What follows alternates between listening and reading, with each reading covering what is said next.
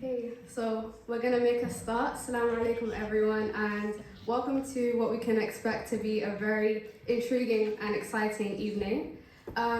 Before we start, this event is not the first of its kind. Last semester we did have a religion and science talk that happened down at St. Michael's in the city, and that was organised by the Bath Interfaith committee. So we're here today to continue that dialogue and not just look into how religion and science interact, but how religion and artificial intelligence, in particular as a field in science, interacts with theology, and in this instance, Christianity and Islam. So welcome everyone. Everyone is welcome to partake, no matter what faith you are, if you come from a place of curiosity or if you come from a place of skepticism. We'd like you all to engage equally, and there'll be an opportunity for that interaction as the evening continues. So I'm sure that all of us have used AI, whether it's in our assignments or just for miscellaneous things. And I'm sure that everyone here has seen how AI has drastically developed, like throughout just the past few years even. And while we see how AI has been developing and technology in general, we can see that AI has the capability to even make art now. We can see how machines are mimicking human thought processes, and it feels like AI is almost blurring the line between the maker and the made every single day with the way that it's been progressing. And it can prompt us to look inward. It can prompt us to think, what does it mean to be human, and how far can AI simulate the human experience?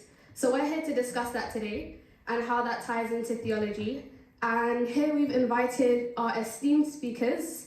We have the Revd Bishop Michael Beasley, and we have Imam Dr. Mohammed Gamal Abdelnour, and everyone here in this audience as well as our discussion points. And we're here not to debate the different religions, and we're not here to debate different viewpoints, but more so reflect on how Islam and Christianity interacts with artificial intelligence, and reflect together and maybe draw how our religions are similar in ways and also how they're different, and so that we can become closer with each other.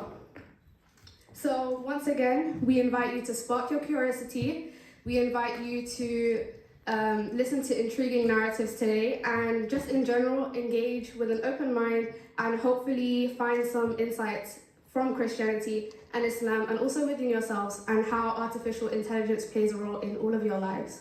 So with that, we're going to get into it. But first, we have some words from our university chaplain, Nigel Rawlinson. Welcome to the stage.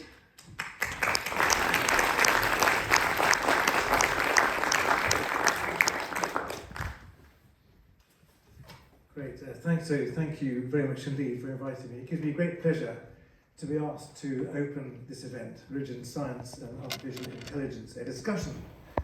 As you heard, I'm the university chaplain. I'm also the lead for the University of Bath Interfaith community. Bishop Michael will be formally introduced in a moment, but he is my bishop. I'm employed by the diocese, and that's a relationship between the Diocese of Bath and Wells and this university, which is so special. He knows the campus well, having visited last year, and has been very supportive of the chaplaincy here. The Imam, Dr. Mohammed, and I have had a friendship getting closer and closer over the last 6 years, and I'd like to thank you for that.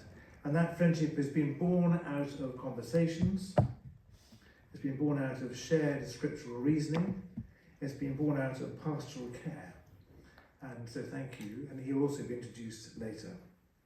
This event, organised by the Bath University Islamic Society and supported by the University of Bath Interfaith community, is the next landmark in the strong relationship between the chaplaincy and the Islamic and Arab societies. This goes back to 2017, in fact, 1 year after I started, when Mohammed Lone, who was then the chair of the Islamic Society, and I set up the University of Bath Interfaith Forum.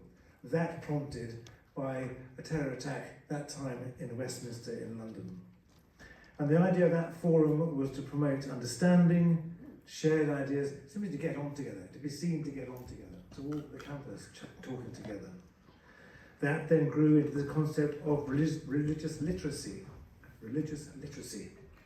So important in a university such as this.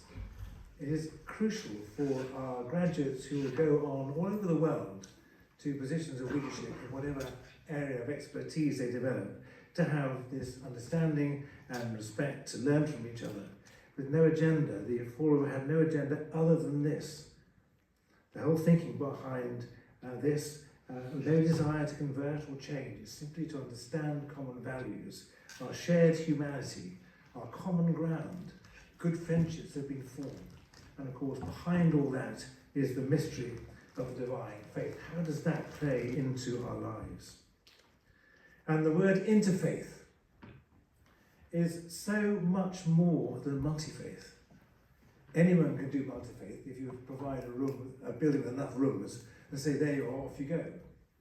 But the idea of interfaith, which is now firmly established, I believe, in this university community, is that you have dialogue informed by a complete respect for the role of faith, the role of a divine driver, if you like to call it that way. But the relationships recognise the personal fact of faith drivers, and that leads to moments where, secure from within our faith traditions, we meet either in each other's places or somewhere else, often over food. I remember the Imam pointed out the importance of food in our early events as we share food together. But to sit down and learn from each other, learn again the common humanity, and then behind all that, the presence of God. This interfaith work has been taken to a new level over the last 19 months with the war in Gaza. The university has striven very carefully to make this a safe place for everyone in our community to live, work and study.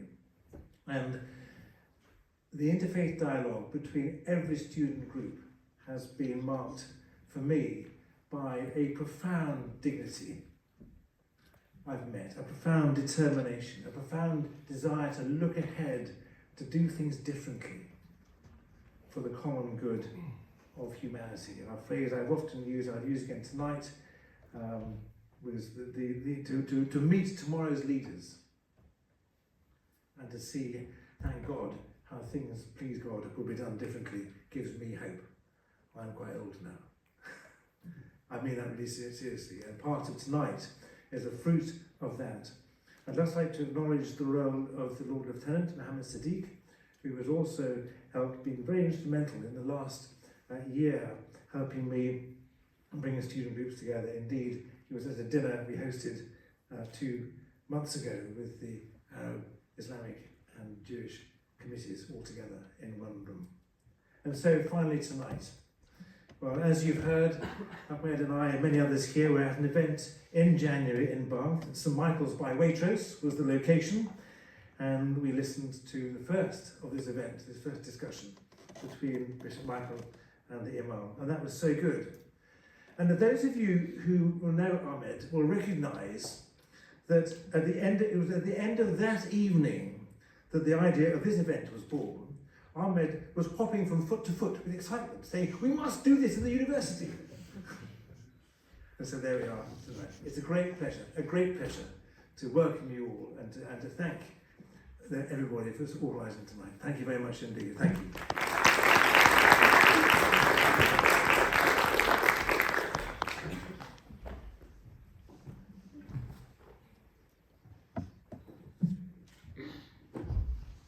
Thank you so much for that, Nigel. And again, welcome to the Lord Lieutenant and the High Sheriff for joining us today. We're so glad that you guys could make it. But now, introducing our speakers. We'll start off by introducing our host. We have Ahmed, the Chair of Bath University Islamic Society, who will be hosting this panel.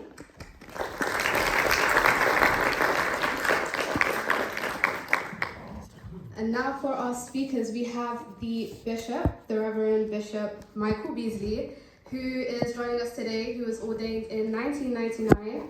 He is the Bishop of Bath and Wells and has studied biology and epidemiology at Imperial College London and Oxford University. And since then, or since his training, he has been combining ministry and global health and education initiatives for school children. So welcome.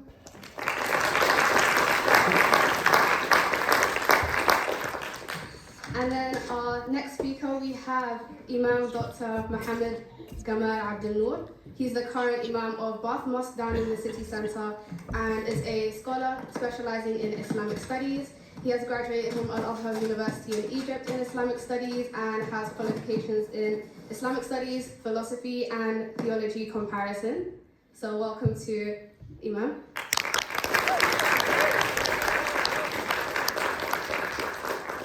So thank you for joining us today, and I'll be now passing on to our host and our panel.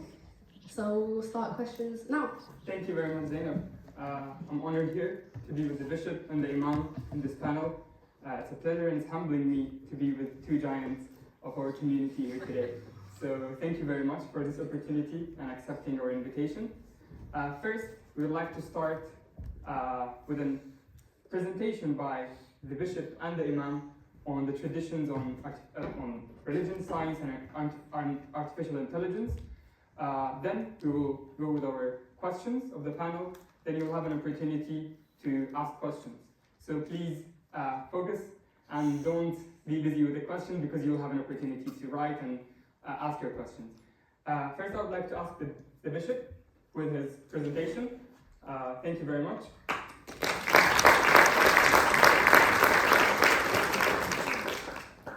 Good evening, everybody.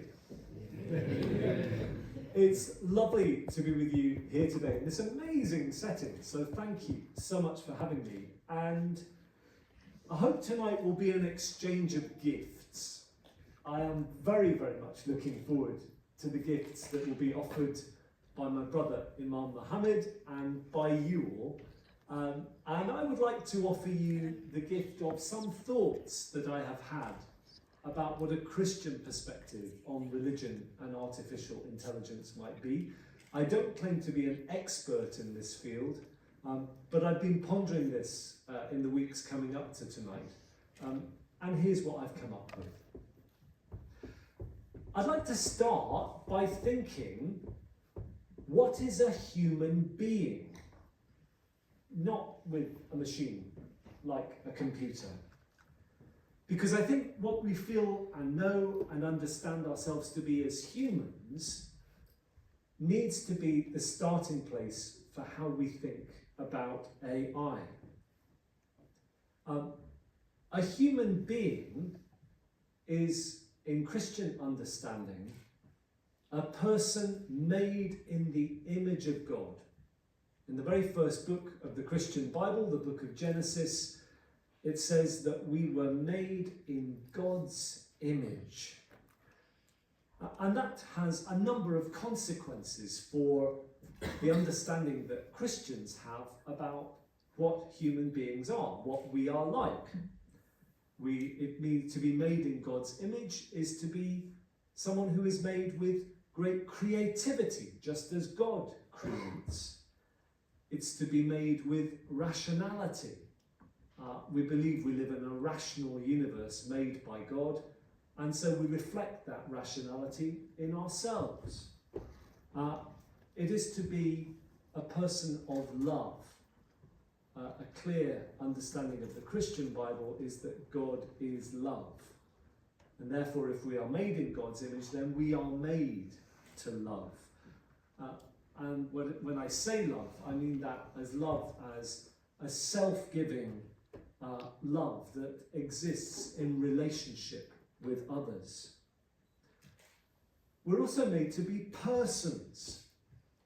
To be a person is to be physical, mental, spiritual, emotional, with rights and responsibilities. Now, each of us sitting in this lecture hall tonight is a person of such extraordinary physiological and neurological complexity. Well, each of us far exceeds anything that any machine has yet begun to dream as a possibility. I appreciate that machines are developing fast. Moore's law, developed in 1965, posited that the number of transistors in any square centimetre would double every 2 years, leading to an exponential increase in computing power, and thus far that has at least been shown to be true. So it's clear, as we understand from AI, that things are developing very, very fast indeed. But even so, AI remains a very long way from containing anything like the complexity contained by each one of us here. Which all makes me wonder whether we might be guilty, if we're not careful, of our imaginations running away with us about what IA is, what AI is, what it does do, and what it can do, and what it may do. If you are of an ancient vintage like some of us sitting in this room, when you hear the words AI, you are probably thinking about, before he got very saggy, Mr. Arnold Schwarzenegger in the film Terminator. Is that where you're at, Nigel? That idea that machines are coming to take over the world. And particularly, what would happen if AI were to develop consciousness? And if you read the literature around AI, then it's talking about, okay, increased sapience, AI having more knowledge, even more having sentience, ability to feel emotions. But I think such thinking is necessarily at this stage in our lives quite speculative. And a better approach, I would suggest, would be to work out how do we deal with AI as it is now.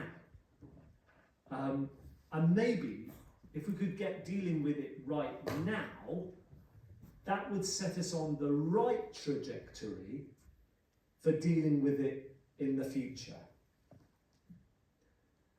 And what I would suggest is that AI, as it currently stands, well, it is a tool. It's an extraordinary product of God's image, alive and at work within human beings. It has been made out of human creativity and rationality. It is a tool. It is not a person. It's a thing. And the challenge that I see for us with AI is how clearly to hold this distinction. Because so much of our temptation is to anthropomorphism.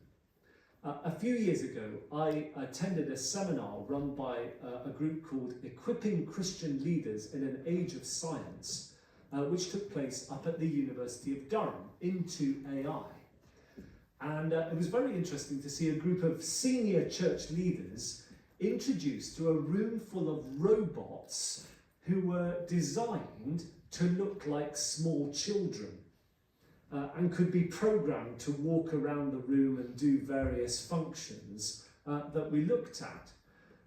I was slightly disturbed by the way my colleagues all went a bit cooey and presented with these kind of childlike machines. We immediately started to transfer onto them human attributes. Whereas I was standing there thinking, blimey, these are just well-designed toasters. But if we think about AI as a tool, maybe that would be much more helpful. Because then we would ask the kind of questions that we ask about machines or tools that we see around us. What is it for? What's its purpose? Tools can be used for good or ill. From the Stone Age axe to the atom bomb, they've all got potential to be used well or not well. So how should AI be regulated? What decisions go into a tool's design and functionality, because we know that AI is currently, it's all made through algorithms whose design is largely driven by human choice. The Chinese AI app DeepSeek, I understand, this may be an urban myth I'm propagating here, but I'm going to go with it anyway. I understand that if you ask DeepSeek what happened on the 4th of June 1989, the reply it will give to you is that nothing happened on the 4th of June 1989. Whereas those of us who are of that age, or you who've studied the history, will know that that is the date of the Tiananmen Square massacre. So why does it respond in that way? It's because somebody in its design phase has chosen that that is the answer that it will give. Again, I'm going back to things the years and years ago. There was a comedy show here in Britain called Little Britain. I don't know if any of you seen it. Had a great character on it who would look up from her screen every so often and say, "Computer says no." As if a computer itself had an agency, a personality to offer decisions. Whereas these things don't. They are but tools. And our greatest danger is when we act as if a tool has agency, has choice, when in fact these things are the products of human decision. How to defend human decision making? That, I think, is our big question for us in the coming years. Because I don't think what we're facing right now is some kind of Machiavellian plot undertaken by machines to take us over. Rather, I think the big questions about AI as it currently stands all have to do with our own nature. For example, I have a colleague who's a bishop who was facing a quite difficult HR situation. He had a colleague with some very particular health needs who needed to return to work. And my colleague, the bishop, needed to develop a return to work plan for them, given the particular health needs that they have. So he plugged all that into ChatGPT and loaded all the different factors in, and Bob's your uncle. It came out with a highly sensible return to work plan that he was able to put in place for this person who needed it. But what was really important in that wasn't that the machine produced the return to work plan. What was really important was that my colleague was able to look at it and bring his judgment and his experience built up over time and say, yeah, this bit makes sense. I need to tweak this bit a bit. That doesn't really work for them, does it? So we'll just cross that out. And came up with a really, really good product at the end. It only happened because my colleague brought a lifetime of experience and understanding to discern around the answers provided. He didn't just read them off unconditionally. If he'd done that, he could have accepted just any old mumbo jumbo. The big question is, how does AI relate to human knowledge? And how does it relate to our ability to critique, to judge, to discern? And that's a big question for you in universities. How do we continue to accrue understanding in an AI world that will only too readily tell us the answers? Because if we don't bring our understanding to the answers it provides, we may be on a very slippery slope indeed. So the debate we need is how to be a community that uses tools well. And I believe such debate will come from accountability, and it will become out of dialogue. And it will ask questions like this. What makes for human flourishing? What makes for good human lives? How do we challenge power and vested interests? How do we evaluate the impact of AI? Now, none of us have any kind of ethical monopoly on thinking about these things. As people of religion, we don't speak from some kind of privileged position, but we do have a voice and an understanding of what it means to flourish as human beings going back hundreds and thousands of years. So I invite us to use our voices to speak into the public square, speaking distinctively, not as shareholders or as proponents of any particular political ideology, but as people of faith. And to finish, I think the gift that we may be particularly able to give, certainly from the Christian, and it's going to be great to hear from Mohammed, perhaps also from the Islamic tradition, is to bring our ideas of law. It's a feature of our current days that we have come to believe, somewhat dangerously I'd suggest, that everything will get sorted out by the market, by Adam Smith's invisible hand. The markets will do whatever they will do, and they will come out with the best thing. Well, I think Adam Smith would have been pretty fed up to have his work interpreted in such a way. He always understood the forces of the market to operate within a moral and ethical framework.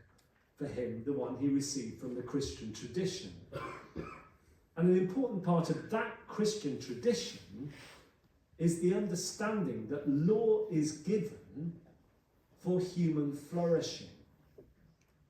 I've just picked a few verses from Psalm 19 to read to you that speak of this.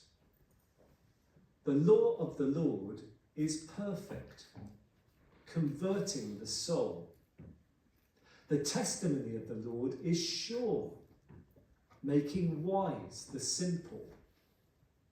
The statutes of the law are right, rejoicing the heart. The commandment of the Lord is pure, enlightening the eyes. The fear of the Lord is clean, enduring forever. The judgments of the Lord are true and righteous altogether. More to be desired are they than gold, yea, and much fine gold, sweeter also than honey from the comb. Moreover, by them is your servant warned, and in keeping them there is great reward. The idea of law as that which enables us to live well, I think could speak greatly into AI. So anyway, almost enough from me. My starting thoughts for our conversation tonight. What is AI? I would suggest it is the product of our creation in the divine image, a reflection of the rationality and creativity given us as the people God makes us to be. Secondly, AI isn't a person, it's a tool. Our challenge is about how to use such a tool well. And I would suggest that to use the tool well, we need to be wise. In Christian tradition, wisdom includes knowledge, but it's about much, much, much more than that. It's about questions of value, beauty, purpose, flourishing, care for the poorest and weakest. And I encourage us all, as people in the public square, as we debate and decide on what the future of AI should be, to do that not as privileged voices, but as valid voices, with communities, traditions, understandings from which we speak. Above all, we need to be in conversation, and I'm so grateful to be able to engage in that with you all tonight.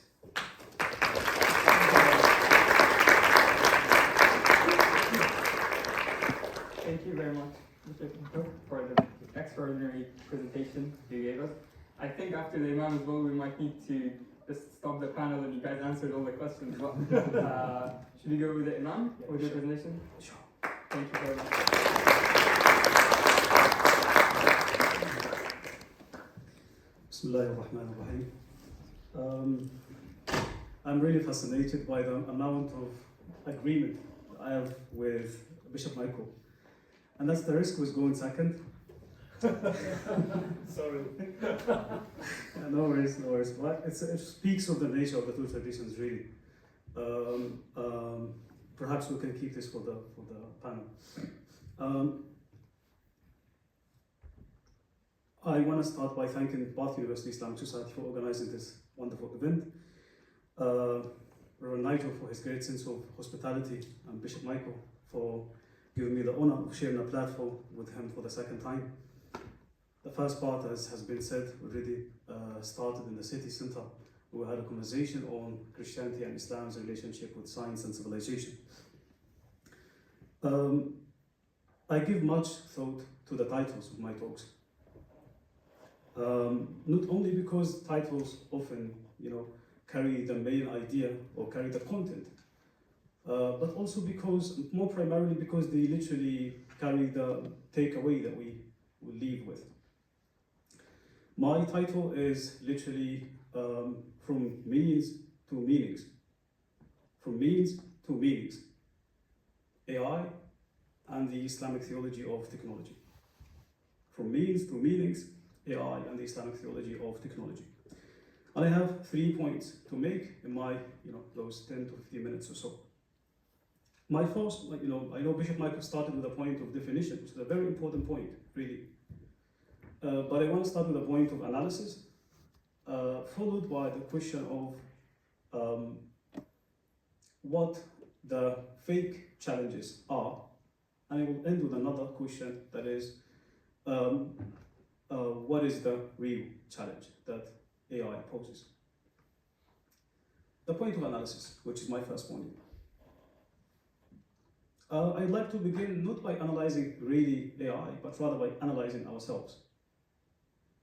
When we, AI has been really looming in the background for the last 10 years or so, but in the last 2 years, it's become a big thing, especially, in the last few months with ChatGPT and this and that. And when you look at our responses, it's mixed responses. Actually have people who are more worried than excited about this. And this is normally our reaction to those newly introduced technologies. Normally we are very excited when I use it, but not this time. I really kept thinking, why such is the case this time? And I could not escape the idea of the context. Us as people who live in the postmodern life. And that invited a moment of comparison to pre-modern societies. That is to say, every single one of us lives in a historical moment. At the very moment, we are here in a historical moment. The people before us, we like to think of pre-modern societies and to divide our time between pre-modern and modern societies, or modern, postmodern, and those 3 periods, pre-modern and modern, postmodern. When we think of pre-modern societies, we realize that even though they were somehow, even though they were limited in terms of means, they were so rich with meanings. And when we look at us today, it's literally the complete opposite. We are so rich with means, but we are very poor with meanings. And I want to really reflect on this. Pre-modern societies were limited in means, but very rich in meanings. Pre-modern societies were largely, based on agriculture, farming societies, as opposed to modern societies that are industrial and more based on manufacturing. How does that impact our responses to things? In farming societies or agricultural societies, it is not the human being that is at the center of the universe, but rather it is God. You literally throw your seed and you wait for so many other factors to play a role.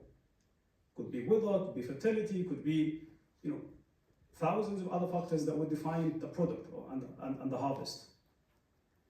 And your role is just to take the initiative first. That provided a framework a framework of spirituality, a framework of ethics. And therefore, what happens whenever a new technology emerged to that world, it naturally found a place within this framework. As in, they weren't that worried about the means that they had. Let me give an example. Today's ChatGPT is based literally on a system of algorithms.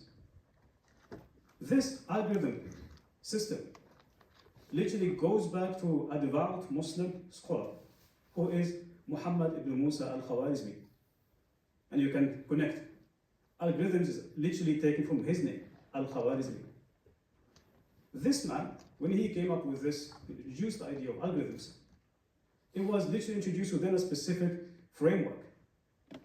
He was literally trying to solve problems to do with the Islamic laws of inheritance. So there is a purpose, there is a framework from which he is working. The same scenario with other scholars. The world was very rich with meanings, so there is very little confusion. When we jump to our modern societies, it's literally the complete opposite. The Industrial Revolution has given us a lot of meanings, but we have not advanced enough meanings to really show us what the purpose behind those means are. What I find the most representative statement of our age is what Oppenheimer said. He was the mastermind behind the atomic bomb. When he said in the 1960s to the US president, "Mr. President, I feel I have blood on my hand." And that literally speaks to the nature of the problem that we have today. So many means, but very little, very few meanings. And that places a lot of work on us to really, work on this problem. And that takes us to the second point. That is what are the fake or the false dangers, the false challenges. Since the introduction of ChatGPT and some of the key questions I would receive, can AI do this, can it do that? Can it lead prayers? Can it give fatwas? Can it deliver khutbas? Can it recite Quran? These are very legitimate questions. But Islamically, they are not, the most important ones. Mainly because this is not how the Quran defines what a human being is. And I really like what Bishop Michael had said on this. From the Islamic perspective, which is not too far from the Christian tradition on that, what defines the human being is not rationality. Rationality is part of the game, yes. It's one of the key components of the human being. And the idea of rationality is very established, especially in the Greek tradition. A very famous definition of what a human being is a rational animal. The Islamic tradition, more particularly the Quran, defines the human being as a spiritual being. That's across the Quran. وَإِذْ قَالَ رَبُّكَ لِلْمَلَائِكَةِ إِنِّي خَالِقٌ بَشَرًا مِنْ طِينٍ. Remember when God told the angels, I am creating a human being, I'm making a human being out of clay. فَإِذَا سَوَّيْتُهُ وَنَفَخْتُ فِيهِ مِنْ رُوحِي فَقَعُوا لَهُ سَاجِدِينَ. So once I'm done fashioning this being, I will breathe into him of my spirit. After that, you are meant to submit to this being. So what really makes the human being so distinct is not rationality. It is spirituality. And what I mean by spirituality is not really that we practice spiritual stuff. It is mainly that there is a divine part in us. Something that AI can't even match, let alone surpass. The divine part in us, according to the literal meaning of the Quran, the Spirit of God. One of the giants of the Islamic tradition, Imam Abu Hamid al-Ghazali, who lived in the 11th century Christian era, had a really interesting book called Ihya Ulumuddin, the Revivification of Religious Sciences, where he literally develops, he says, he came across many Muslims who, became so stuck on the rituals. And he, in this book, what he does, he literally develops a spiritual dimension to every single ritual to say that those rituals, if they are empty of spiritualities, they are of no value. Apply this across the board. Fasting, prayer, hajj, every single element, if it's just run as a ritual that is empty of meaning, it's of no use. And that speaks volumes of the nature of the human being in the Islamic tradition. It's primarily a question of spirituality. What I mean by spirituality? Again, a spirit of God lies in us. وَنَفَخْتُ فِيهِ مِنْ رُوحِي. That is the second point. So these are false challenges, as in the idea of what it can do. Can it lead prayers? Can it do this? Can it do that? I don't see these as the real challenges. What is the real challenge then? The real challenge that I find that AI poses to the Islamic tradition is simply that, not that AI might become like us, it's actually that we may become like AI. So we end up being mechanical. We end up being empty of meaning. We end up being, reactionary, hollow from the inside. Prophet Muhammad, in a beautiful hadith, had said, الفخر والخيلاء في أهل الخيل والإبل والسكينة والوقار في أهل الغنم. Translate? He's basically saying arrogance and pride, haughtiness, are often found with the people that handle camels and horses. Pride and arrogance are often found with the people that handle camels and horses. And then he says, humility and modesty are often found with the people that handle sheep. And what he means by this is that we literally take on the qualities of the things that we spend most of our time with. So if your time is busy riding horses, riding camels, commanding this, commanding that, you end up really taking on some of the qualities of those beings. On the other hand, tranquility, modesty, humility are part of the culture of sheep. And that's why he says in another hadith, every single prophet was a shepherd somehow at a specific period in their life. They must have had that experience because of what it teaches, right? So we take on the qualities of the things that we associate ourselves with, the things that we use most of our time. And this is exactly what is happening here. When we rely too much on AI, we risk losing who we are. We risk becoming mechanical. Perhaps we can be connected, but we're not really present. We could be more intelligent, but we won't be intentional. So we end up literally being empty of meaning. We could do things faster, more efficient probably, but not with wisdom, not with value. But we become, with the passage of time, very hollow from the inside. So it takes away the things that we value much.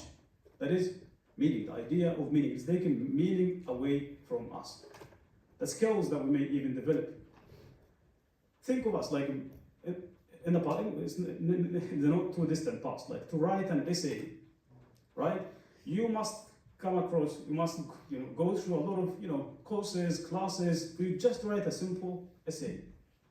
Today, in a blink of an eye, you could write an essay, right? With AI.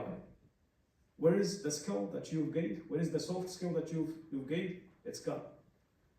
Imagine after 10 years, you never know if this AI tool, to reiterate what the bishop said, if it's not available anymore, people will be left with no skills.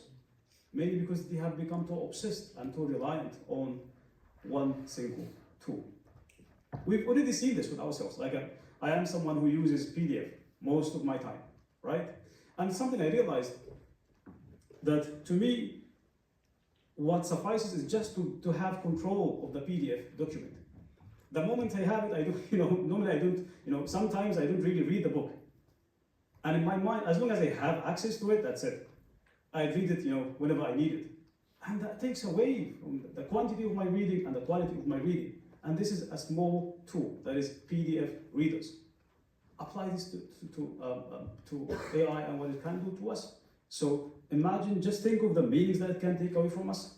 Think of the intellectual capacities that is taken away from us because of our, too much reliance that we have on AI. So don't get me wrong. I mean, it's a blessing that we've reached this moment in history. But at the very same time, we really have to be alert to the price we're paying for this.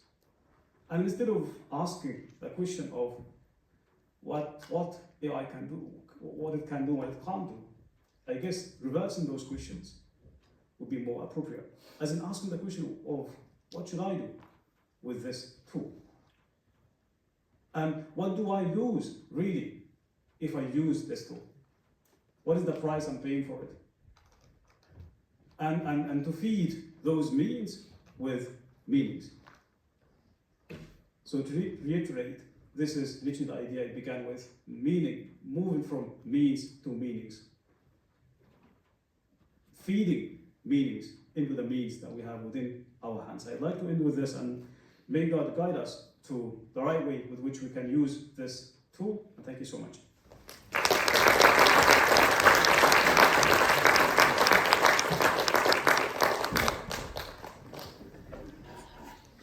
Thank you very much, Imam, Bishop, again. Very interesting presentations from both. Starting with the Bishop, talking about the definition of human, then how AI is challenging and how it can be used, and to the Imam, talking from means to meanings. A question came to my mind when the Bishop and also the Imam, he talks about how Christianity and Islam sees the human being. So in Christianity, a human is seen as the created in the image of God, if I'm not wrong, and in Islam as representatives of God. So if we take those meanings of both traditions, how, if we are created in the image and we are representative of God, AI is usually defined as the super intelligence entities potentially exceeding us in reasoning, learning, and creative capacity. So if we take this definition of AI and we're the image and representative of God, does that challenge the idea of human exceptionalism? And how do we see this in Islam and Christianity? Who would like to start?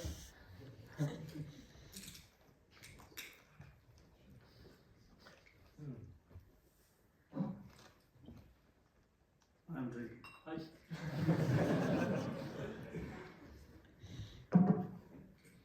I don't think it does challenge the idea of human exceptionalism. Fundamentally, AI is a thing.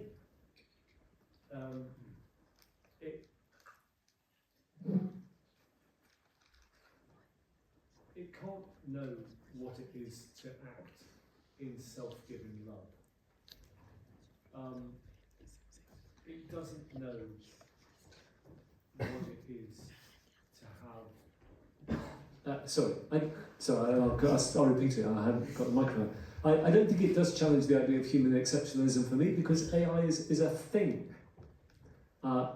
It can't know what it is to love, and to love in a way that is self-sacrificial, which is, I would say, from a Christian perspective, one of the deepest marks of our humanity. I'm not sure that AI could ever know what it is to be given value and purpose within its existence. It does what it's made to do. But certainly as it stands, it doesn't do those things. It's a way of computing.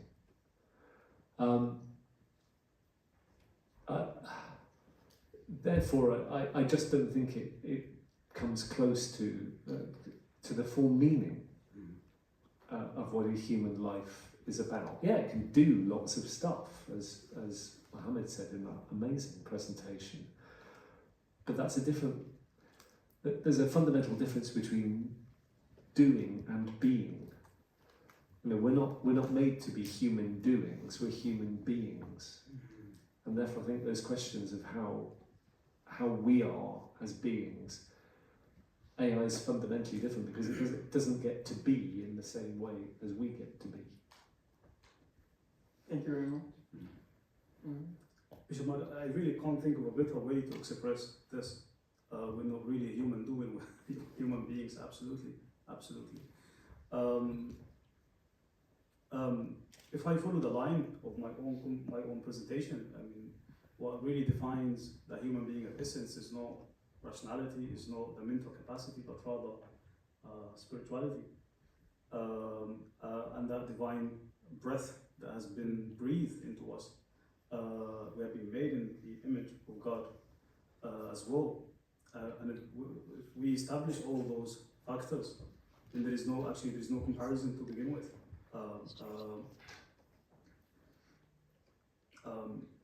AI is our own making. We made it ourselves, so it can't really compete with what humans have been given. What really distinguishes the human being again is the spirit of God in them. They may be able to mimic us, but they don't really experience the same experiences we would have. They might know stuff, but again, they don't really feel, so to speak. What do you think? Thank you, Imam. I think restating the question, but in another way, is AI is usually seen that they do things faster, more creative, and like modern, let's say postmodern society. How does this challenge our understanding of us humans creating something that's better than us as humans, than something that God has created and the creator? So humans creating something better than the human itself, which is the best creation of God.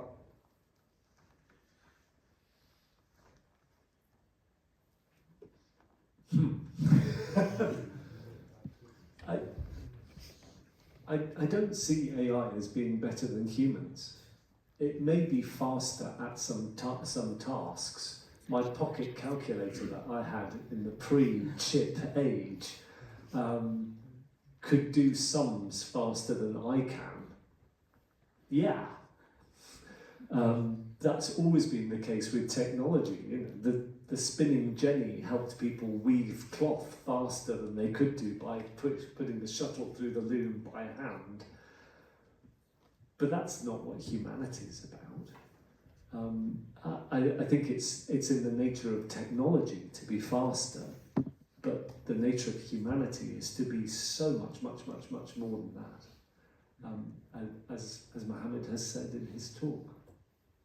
That's my thought. Fully agreed. Again, reducing the human being to the mental dimension of it is a huge huge reductionism. We have much more to us than the physical dimension, the intellectual dimension, the mental dimension. So I don't see really any real challenge as such. It remains of our own, something of our own making, and there is no competition as such. If I am to go back to my initial point, the idea of the spirit, this is really what makes us so unique. Yeah. Thank you very much, bro. Moving to the next question is religious texts and AI. If AI, to an extent, could analyze all religious texts and traditions and offer a perfect interpretation, does that undermine the role of prophets, imams, clerics, or bishops, or scholars generally? And yeah. This is definitely a case of demarcation, and we're not having it.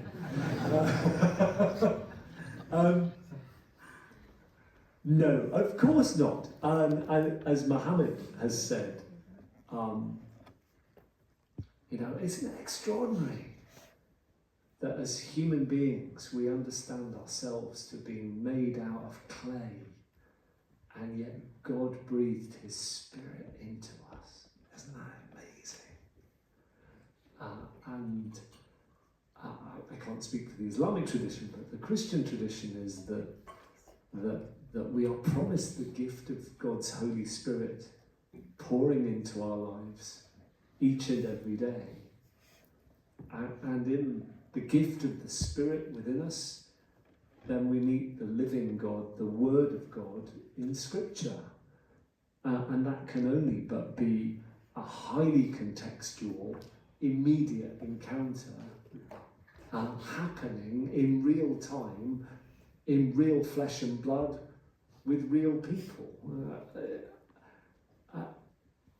And the fact that a machine can analyse it, well, gee, wow, you know, it's nothing towards that immediacy of encounter that we get when as spiritual beings we encounter the Word, and as a Christian, I would say, through that Word encounter the living Word, Jesus. I'd say it's here the same answer really.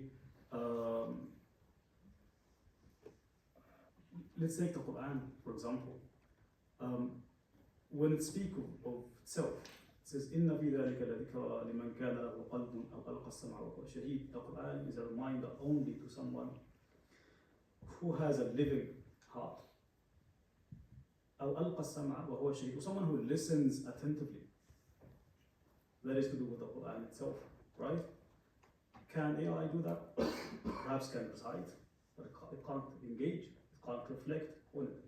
It's full of data, yes. And I think that's something we need to think with, really. Think of. I think there is we use probably the words like data, information, somehow loosely, and we don't really pause enough to reflect that data and information are not necessarily wisdom. They are not actually wisdom. They form what wisdom is about. There was a time when we called computers, the age of computers, information technology. So it remains information. Us are the producers of wisdom. That engagement with information from our side, what makes wisdom in the first place. And this is it. When you speak of those roles, prophets, clergy, imams, this is the engagement with this, all this available data. So if actually I take it to another level by saying that AI it is challenging us in a positive way to really understand at a deeper level the uniqueness of the human being. Perhaps we haven't thought enough about this question. What makes us really, really unique? Probably AI gave us this chance. And I find that sort of deep connections that we have, engagement with texts, are very unique things as to the human experience on Earth. Thank you very much. This leads us to the next question, which we might ask as not scholars and non-religion experts. If we don't have the resources we want, imams, scholars, or the books that might lead us to our question, the answer that we want, to what extent AI can be valid when we ask questions of religion and when there is a lack of resource?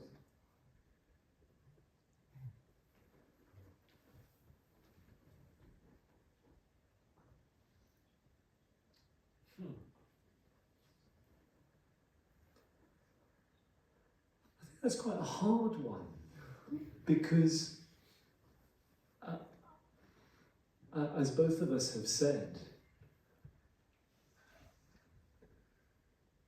the danger is, do you know what you're getting? And the real challenge, I think, is about how all of us grow and develop our understanding so that we can evaluate what's presented to us. Now, AI may well provide some really helpful starting points, but I think then the question is, how do we critique what's presented to us to find in it truth and God's Spirit alive and active, and how do we know that, I don't know if any of you have read much C.S. Lewis. My children read The Lion, the Witch, and the Wardrobe and all this, that and stuff. And there's a great point, I think, in one of the books where one of the characters says, you know, our biggest challenge in life is when we put our trust in things which seem to be human but actually aren't.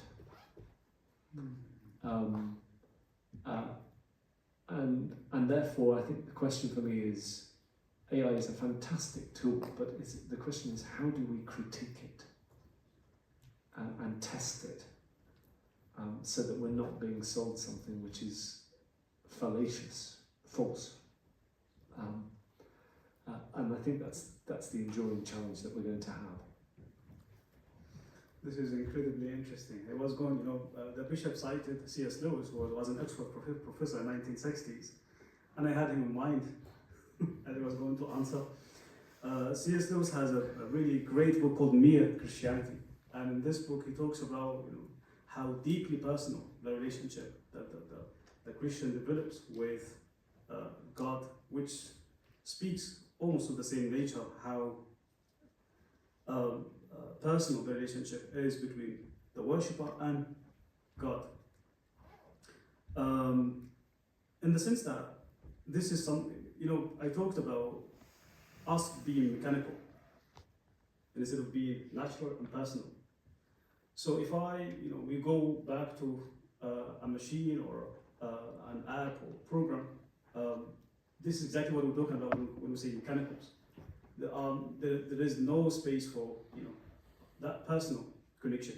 We all get in the very same answers. So we have been mechanized. When I reflect on this from a Muslim perspective, even in an age that lacked those meanings, Prophet Muhammad, when he gets asked the very same questions, someone comes and asks, you know, what is the best deed that I can do to become a better Muslim? He would say, you know, you need to be more patient. Another person would come and say, I'm asking the same question. What is the best deed I can do to become a better Muslim? So, you need to be more grateful. He answers every person with the answer that really suits the situation. He sees himself, what is, in the context, and that suits this person in his journey to God. And this is at a time when people are meant, mostly struggling with the same struggles, and yet the Prophet is recognizing the specific and personal needs of each person. Can AI do that? No way. Thank you. I think everyone in the room is getting stressed that we feel that it's, of course, we understand all the challenges that we have, but one question rises on both your comments, Imam and Bishop, is if these are all the challenges we face if we use AI, then how can we benefit from it? How it can be used in the best way that doesn't take away from the meanings that we have and our first reason of creation to be rational as well, from what you said. So, how we can benefit from AI?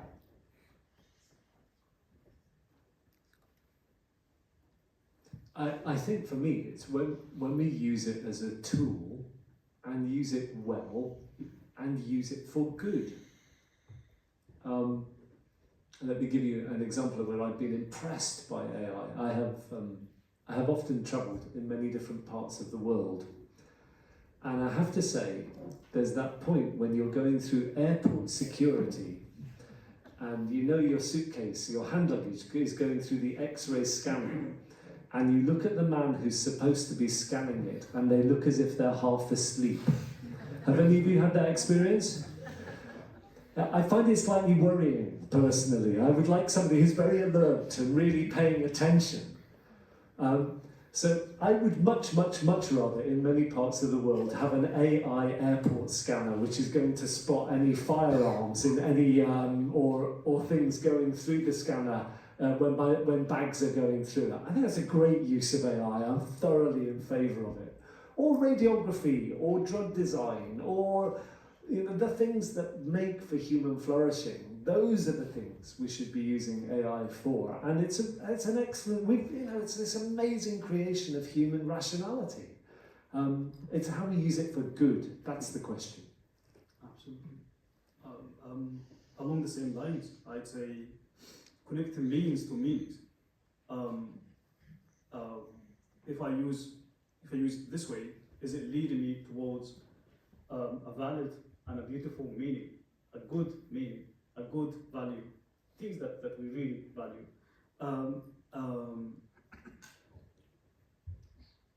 And no one can underestimate the idea that it's making things much faster, much more efficient. Think of from a medical perspective, for example, giving you a much more quicker diagnosis of diseases, for example. That's a very efficient way of using AI, and across the board. What I worry the most about is simply with university students. I know you might hate me for this, but it's really, really dangerous. And I somehow indicated this in my talk.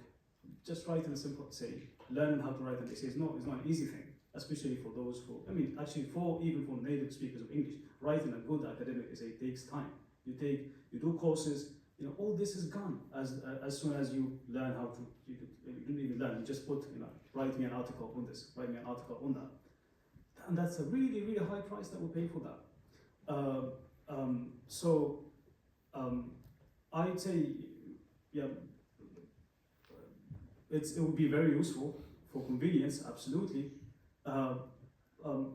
And this applies across the board. It will be very useful in so many dimensions, in so many roles.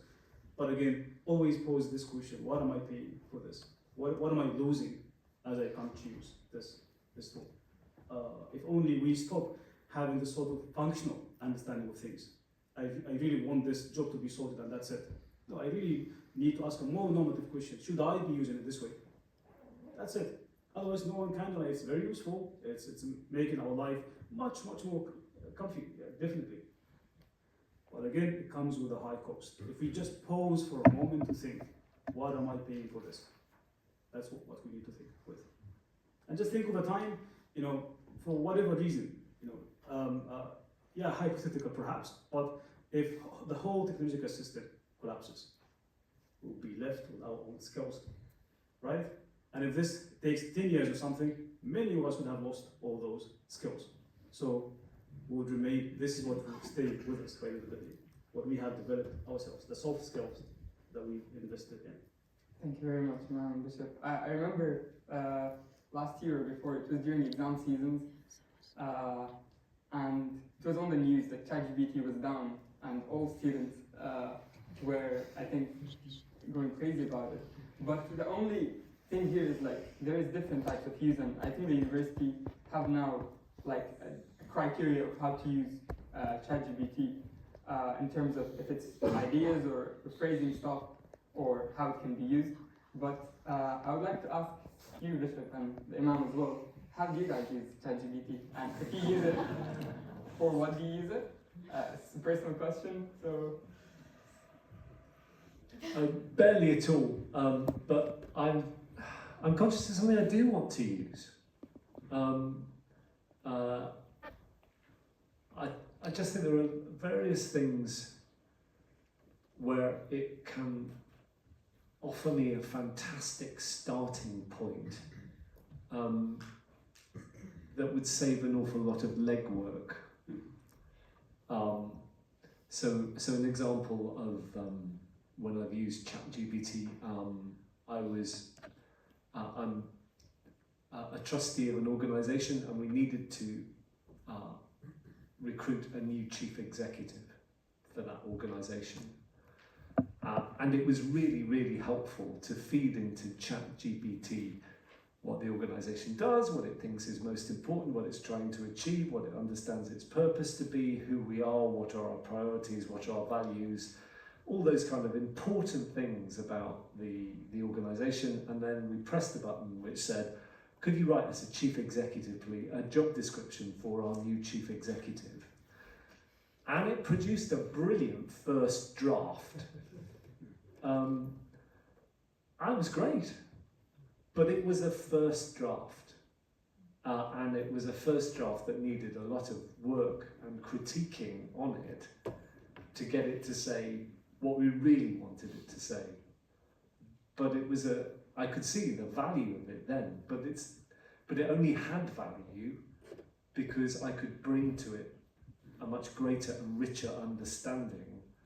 I didn't fall into the trap of saying, oh, it says that, therefore it must be right, when it might well have been wrong. And in some cases it was wrong. But I think for that kind of thing, it's incredibly useful. I like to think of it as a research assistant. Responding to emails takes much of my time, probably 2 hours per day or something. So I use it mostly for email communication. Instead of spending 2 hours on it, 15 minutes, job done. And then the time is spent on something else that is more useful. So yeah, that's mostly how I use it. Sometimes people approach me with questions. They have asked ChatGPT, religious questions, They have asked ChatGPT, and they would ask me to check how accurate they were. And as the bishop said, in numerous places they were not accurate answers. And they needed a lot of corrections. And ChatGPT would say, I recognize you're right. And then it would really reprocess the answer. So we definitely have to be cautious. In one of our lectures, just this semester, the lecturer just put ChatGPT and how it uses dominant narratives, so it's similar. And it asked ChatGPT about a question about a war or a conflict, and it gave it an answer that's not historically true. And then the lecturer provided the true answer to ChatGPT, says, this is the actual answer. ChatGPT said, yes, I know, but I do work, like my system works based on algorithms, and I do answer the dominant narratives that's given to me as ChatGPT. So this was very interesting, as you're saying, misinformation and ChatGPT. That's something that's challenging. So thank you very much, Bishop and Imam. A last question would be, before we have, you can now start submitting the questions through the QR code, which now will be on the screens. But as we answer, please submit the questions. We'll have our last question to the Imam and the Bishop is how spiritual traditions, Islam and Christianity, contribute to ensuring that AI is developed and applied in ways that promote justice, compassion, and human dignity. Because our governments, our countries, our universities, all the system is using AI and it's developing in a scary or interesting way. So how can our religions, both of them, contribute to that?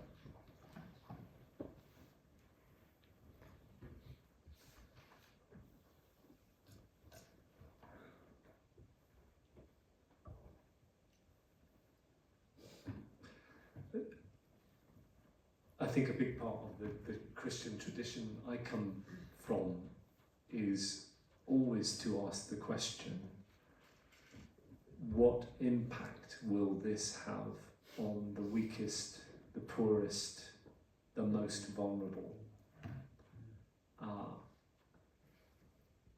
And that, I think, should regularly be the question that we ask of the development of AI. Who is it benefiting? Is it improving the lives of the poorest? Or is it just being used by the powerful to increase their own power and resources? And I think that's what a democratic answer would be as well. And it's right that we bring that kind of questioning to that, because that is the call of our faith, I think, is to see the human flourishing of all, not just a few. And if I have a concern about AI, it is, and I love Mohammed's sense of this evacuation of meaning.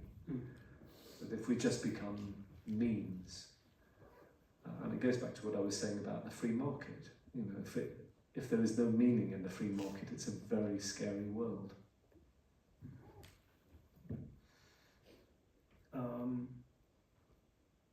The Quran invites us to always remember who we are, why are we here. The Quran introduces a human being as a Khalifa, that is a representative of God on earth. The concept of Khilafah, the concept of someone who's being a representative of God on earth. That comes with a sense of accountability, a sense of responsibility, a sense of justice and compassion, right? And so that is from our side, remembering who we are. We're not here as owners who just do whatever they want to do. We are rather representatives of God on earth. And that by definition would have implications. Those implications would be ones of responsibility, ones of accountability, ones of justice and compassion, and all those meanings. And also to remember the nature of our relationship with God. That is one, He placed us on earth and asked us to be the caretakers of this world. In the Quran, when the Quran introduced those two concepts, the concept of khilafah and the concept of amana, that's the second concept, the concept of trust. God was aware that human being has the capacity to cause bloodshed. وَإِذْ قَالَ رَبُّكَ لِلْمَلَائِكَةِ إِنِّي جَاعِلٌ فِي الْأَرْضِ خَلِيفَةً. When God said to the angels, I am placing a successor of mine on earth, قَالُوا أَتَجْعَلُ فِيهَا مَنْ يُفْسِدُ فِيهَا وَيَسْفِكُ الدِّمَاءَ. So they said to God, why would you place a being that would cause bloodshed, that would cause corruption? And God said, إِنِّي أَعْلَمُ مَا لَا تَعْلَمُونَ. I know what you do not know. So when God placed us on earth, He knows our capacities. We could be vessels of goodness, but would also be, causes of evil. But yet He said, you are caretakers. So you do with this project. But you'll be accountable. You will do whatever you end up doing, but you'll be accountable for that. The second verse I want to emphasize is the one that talks about the concept of trust. إِنَّا عَرَضْنَا الْأَمَانَةَ عَلَى السَّمَاوَاتِ وَالْأَرْضِ وَالْجِبَالِ. So the verse says, we have offered the trust of this world, the trust of this earth, the trust of this world to the earth, to the heavens, to the mountains, and they all decline the responsibility, except for the human being. So I'm happy to go for it. I can look after this world. Then the Quran comments by saying, إِنَّهُ كَانَ ظَلُومًا جَهُولًا. The human being was foolish by making this decision. It's too big of a trust.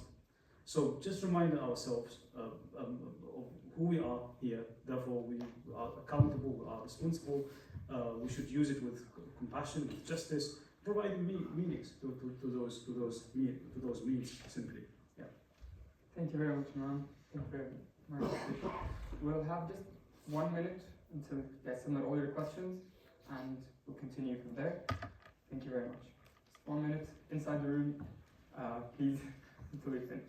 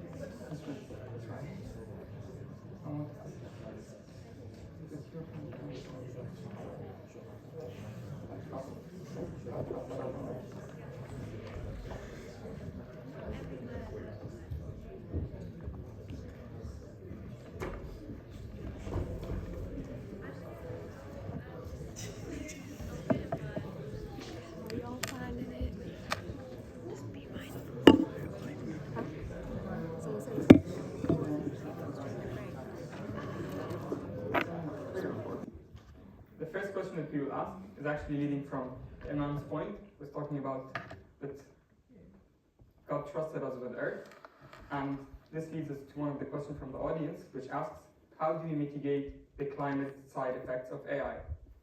So we start with Bishop, Imam, everyone for you.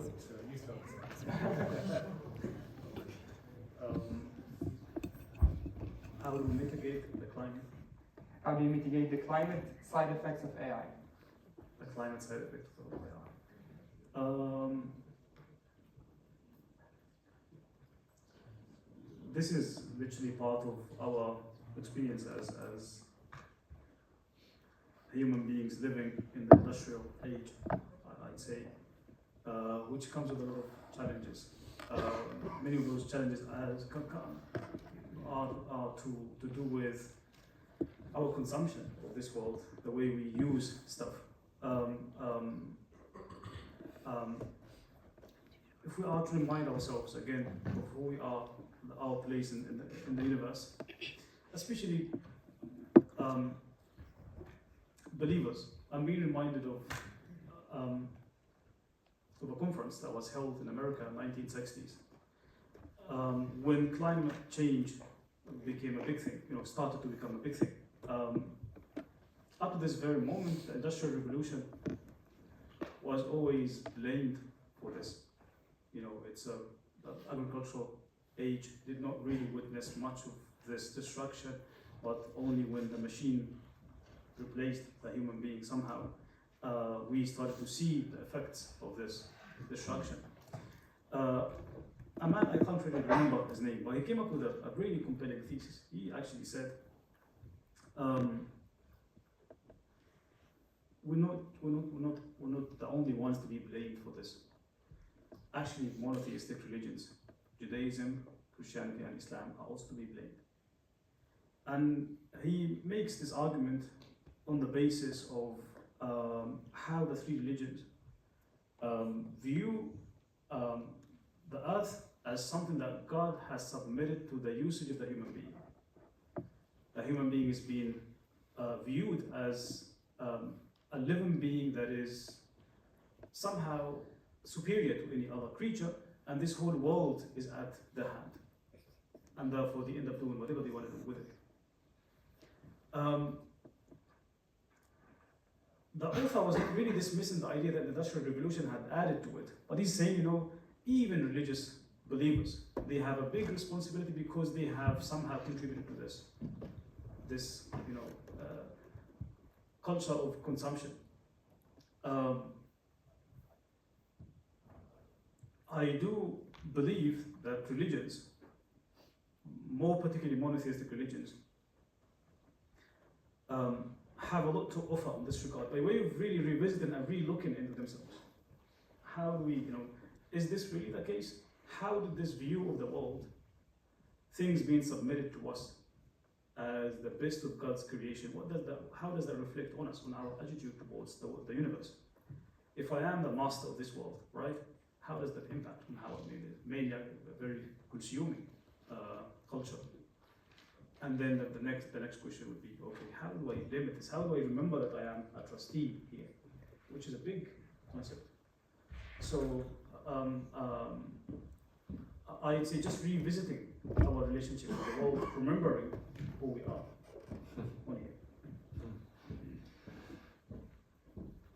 Yeah, just to follow Mohammed's train of thought there, I think one of the big challenges in Christian theology is so often that the phrase about the land in the first verses of Genesis has often been translated as human beings were there to dominate the land.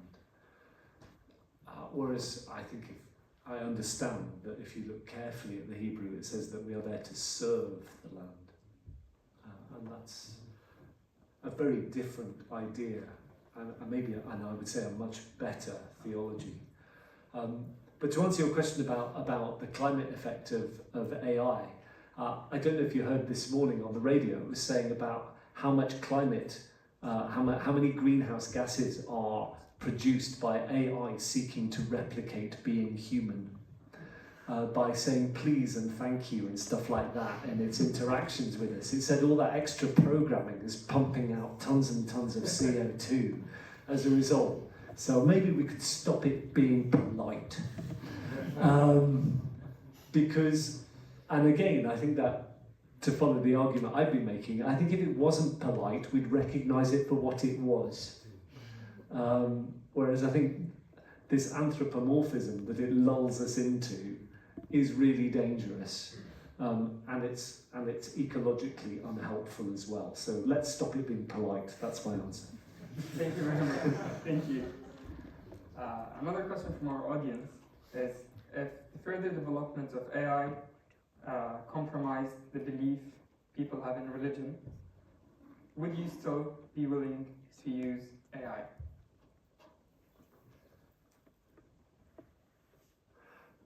Can you repeat that again, please? So if the development of AI reduces the extent people believe in religion, and the creator and the creation, I think it comes from that question, me paraphrasing it, but would you still be using it, and what are your thoughts on that if AI compromises the belief in religion? Would you not say you're Gen Z? Yeah? Really sorry you're not. I think Mohammed is absolutely right. I love your analysis that we're seeing this evacuation of meaning at the moment. And I think, speaking as somebody who's very old and crusty, I think your generation has rumbled this. That all the research suggests that your generation is acutely aware of the evacuation of meaning, and is reacting against that. So I don't think AI is going to make people believe less in God. I think the evidence seems to suggest that what it's doing is seeing more and more people turn to God. I do see eye to eye with the bishop, definitely. The Quran says, سنريهم آياتنا في الآفاق وفي أنفسهم حتى يتبين لهم أنه الحق. That people will continue to see signs in creation, in God's creation, and in their own selves. The stuff they produce and the stuff they introduce. That and God says, this is for you to go back to me. It's just up to us to make this connection. It's either we are ego-based or God-based. If you are God-based, you will definitely see His signs everywhere. If you are ego-based, you will see yourself everywhere. I agree with the bishop. I don't see it as a challenge, but rather as an opportunity to really develop meanings to those means. Thank you very much.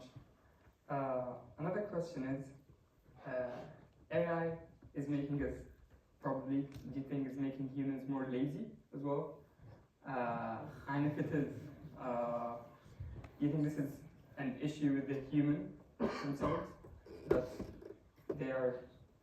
they lack meaning, or they're not rational enough? What are your thoughts on that, on the laziness? Is it because of laziness?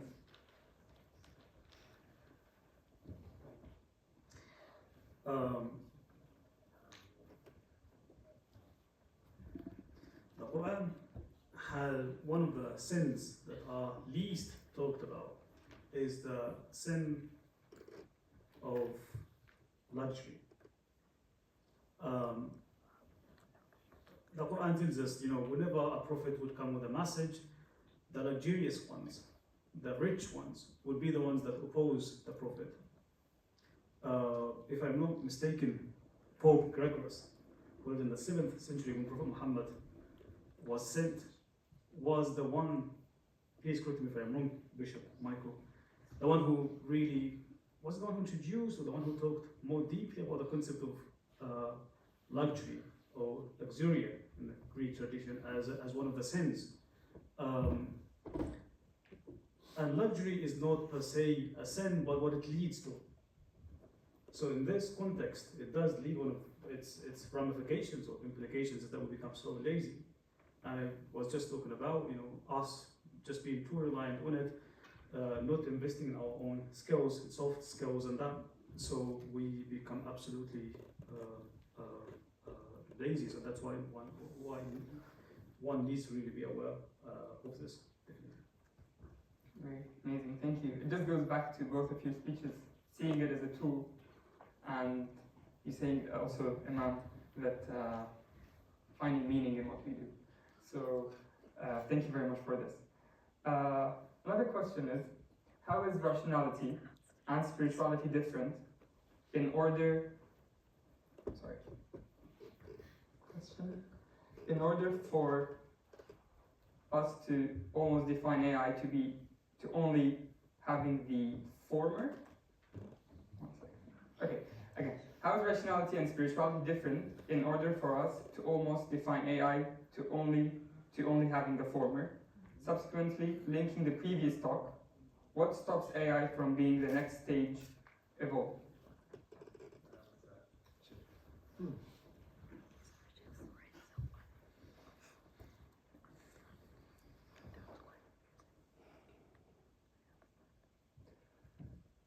So I think rationality is that extraordinary gift that we have been given that helps us pursue knowledge. This whole campus is an absolute testament to the gift of rationality, and it's an amazing and a wonderful thing. We're all sitting here as people who enjoy very good healthcare systems, and those are a product of rationality. And personally, if there's anaesthesia offered when I'm really poorly, I'm totally up for it. I think this is great. I don't want to go back to a world pre-anaesthesia. But spirituality is a different thing. I think, and it's been great that we've talked about spirituality tonight, that sense of God's Spirit indwelling in each of us, and through God's Spirit here within us, our gift that we are given of connecting to God's much wider and greater Spirit, that is the source and foundation of everything that is. But that's a very different world to knowing stuff. It's a world of being able to see much wider, much clearer, much deeper, much differently to that which only rationality allows. Thank you. I think that the question again assumes a comparison between the human and AI,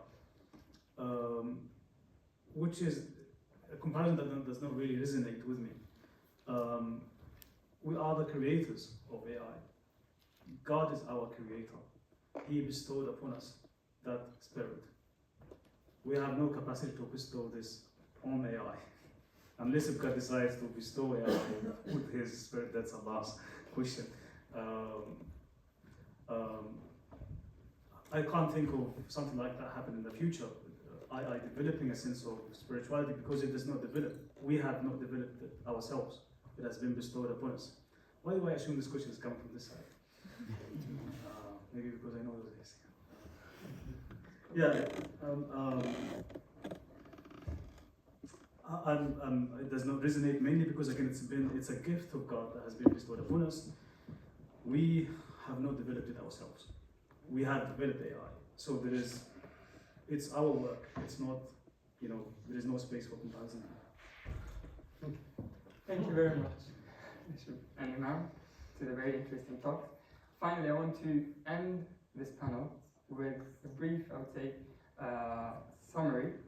But before that, I think the Lord Lieutenant and the High Sheriff didn't have access to the internet. Do you have any pressing questions you'd like to ask? Yeah, well, thank you. It just illustrates how technology can fail. We don't have a signal and we don't have Wi-Fi at the university, so we fail on that front. thank you so much for your amazing presentations. It's really been hugely insightful. We talked a lot about the self, the spirituality, and one of the things that we have seen through history is human interventions that have resulted in parts of society benefiting and others not. And Bishop Michael, you mentioned how we as humans have a responsibility to ensure, almost irrespective of our faith, that we look after those that are most in need.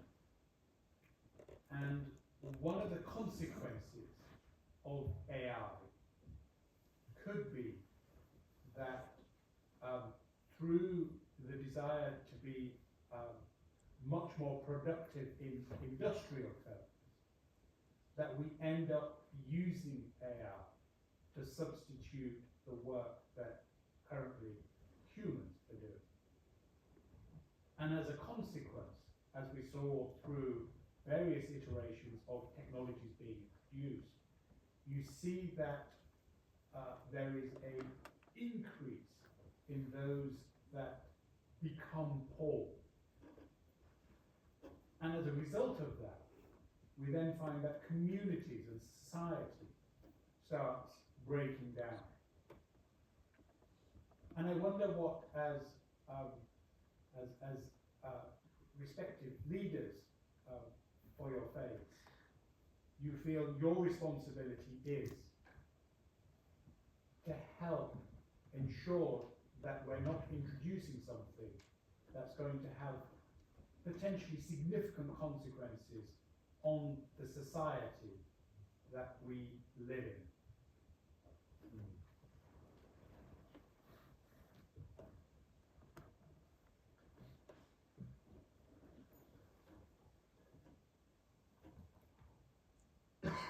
I'm not sure we can ever stop technology being introduced. I think this is some of the challenge.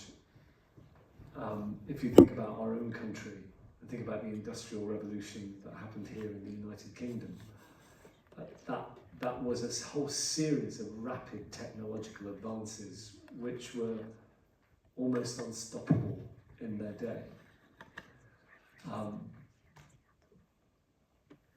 I think the question I have is, how do we introduce technology, and how do we ensure that it is accessible and beneficial throughout our community, and that and control of it does not just get concentrated in the hands and power of a few. I suspect that's going to be our bigger challenge, and that's why I personally think that bringing concept of law, which is common to both the faiths represented here, is going to be something that's going to be really important. Following the same line, I'd say probably moving from the mindset of adaptation to a mindset of transformation. With what comes with this sort of development of means over meanings is that meanings will always be there to adapt to the means, coming after to really sort things out. When they are meant to be really the established principles through which, for which we develop those means. So only then we can really speak of being that capacity to control this technology. But because we haven't reached that moment yet, we are still literally working within the framework of adaptation. It's really almost impossible for a mindset of adaptation to really be visionary. We will always be reactionary, mainly because we are in the age of means. With means, you just adapt. So, whose work is this? I mean, it's a collective effort. Faith leaders, political leaders, everyone is responsible, really, for us to really move from that stage of adaptation to the one of transformation. What I mean by transformation is us really using those means and fitting them in our worldviews and frameworks. Until we reach this moment, we will unfortunately have to really just trying to sort out and mitigate the effect that such means will have on us. Thank you very much, Imam and Bishop. I would like you both to give us the final thoughts you have on our topic, science and religion and artificial intelligence, and what is, if you want to give a summary or the final takeaway point for us, we'll be more than honored and appreciate it.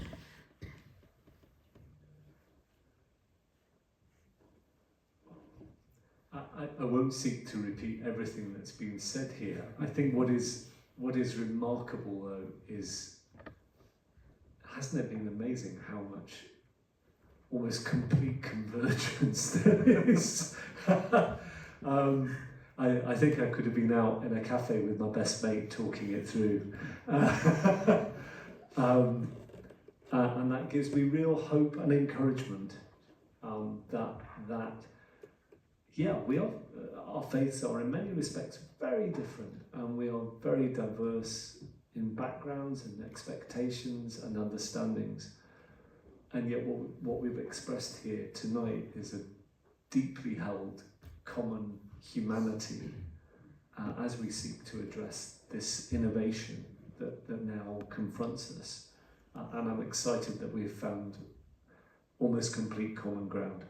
That's an amazing thing. That gives me real hope, real encouragement, and real joy to have been here tonight. Absolutely. Thank you so much, Mr. Michael. From my side, I'd honestly reiterate the same thing. Despite the challenges that we've been talking about, I do see, I'm quite positive about AI, and I do see it as providing opportunities for us to really rethink so many things. Rethink how we relate to fellow traditions. Here is a challenge that we both face. How do we utilize our traditions as to this challenge? Something that we might not have thought of if we were not really faced with this challenge. So by the end of the day, I'm more positive than negative as long as we work on meanings. Thank you very much, Imam. Thank you very much, Bishop, for the amazing talk. Before the round of applause, I would like also to say thank you very much. Today was a night of learning from each other as Muslims, Christian, people of faith, and people of non-faith as well. It was a night of learning. Thank you very much all. Now I would like to invite Amro, our religious officer, to give the closing remarks of the event. And yeah, thank you very much.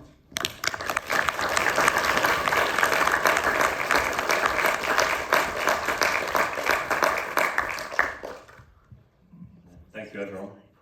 Thank you to our speakers for what was really a really invigorating evening. I mean, for me, I found it really invigorating, really enlightening, and I'm sure all of you did. So thank you both. For me, there was a lot of new perspectives, and I learned so much. Personally, I studied computer science, so I studied a lot of AI, so this was really relevant to me. And there's three things that I really took away. One, how AI has so much potential to do good. You know, in some circles, people might focus on the negatives so much that they forget about the positives. Bishop Michael spoke about, it can be used, actually my project for my final year is using automatic cancer detection. So AI can do so much good, it can create job profiles, all these things. So that's one thing, AI has so much potential for good. But also, what can AI not do? That's really what I took away. And I think the main focus on there was the part of spirit and how AI really can't emulate the spirit that we all have. So that was really an interesting point for me. And lastly, we talked about, there's these risks that AI has. Always people talk about the existential risks, but the Imam also spoke about risks that we don't really think about, like the loss of skills. If you rely on these technologies too much, you might lose out on these kind of skills. And so thank you to both of you. Thank you to to the Interfaith Forum for helping us collaborate with this event, particularly Revd Nigel. Thank you so much for all your help. At Bath Uni, we're really lucky to have a really strong interfaith network where we, come to ground. We try to come together, come to common ground, build our relationships on campus. And the Islamic Society has really enjoyed being a part of this. It's something we really prioritize. And we hope this talk is not, the end of the discussion, but the start of many more, discussions like this on campus. And lastly, thank you to all our guests for coming. We really appreciate having you. We hope you enjoyed. Outside, we'll be having a networking reception where you can grab, refreshments, desserts. So hopefully we'll see you there. Last of all, can we please give a round of applause to our great speakers.